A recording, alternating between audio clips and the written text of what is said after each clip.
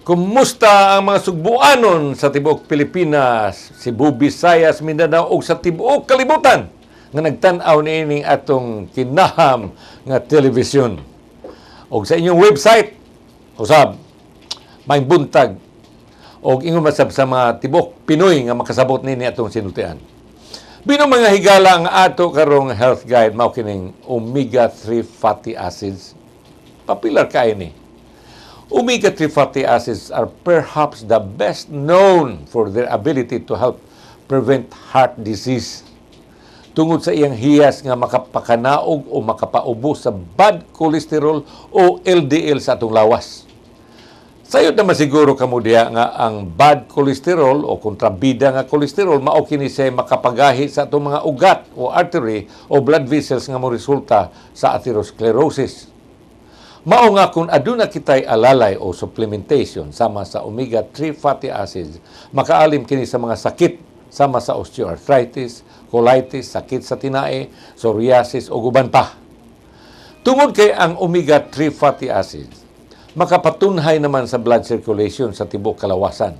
Pinaagi usab sa iyang hiyas nga makapalasaw o makapahumok sa atong dugo nga madali na lang dayon ang pagpanganay-kanay o lusot-lusot sa dugo sa tibuok kalawasan. Ang omega-3 fatty acids makuha nato sa mga isda ilabi na sa cold water fish, sama sa sardines, mackerel ug tuna, walnuts ug canola oil. The world's richest source is flaxseed oil. There are two types of omega-3 fatty acids kini gitawag natong EPA o EPA pentanoic acid o ang DHA docosahexaenoic acid. Kini nga fatty acids makapahumok kini sa mga cell membranes. Mao nga ang dugo masayon na lang nga mulusot-lusot sa mga blood vessels ug dayong musanta na sa leukotrienes substance nga maoy hinungdan sa mga inflammation. Ang fish oil ug flaxseed oil adunay EPA ug DHA. Sa duha mas maayo ang flaxseed oil kay sa fish oil. Kay nganuman, ang flaxseed oil walay side effects dili sama sa fish oil nga makapa-increase sa blood sugar ug LDL cholesterol levels, makapasunggo sa ilong, maglain ang tiyan ug madug-ab ka og bahong isda.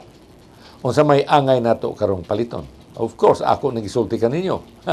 Ang flaxseed oil, daghan siya og omega-3 fatty acid kung itandi nimo sa fish oil. Unsaon nato paggamit?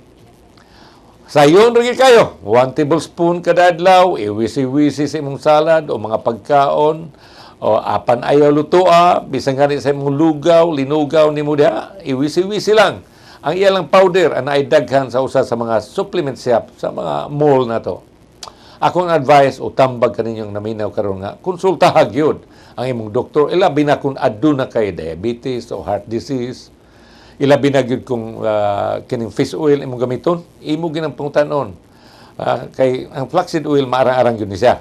Kung mo-undergo ka sa mga surgical operation, sultihi ang imong doktor ug undangi usab ang imong pagtuma sa omega-3 fatty acid kay basin baya hinuon mag-bleeding kag maayo sa operating table.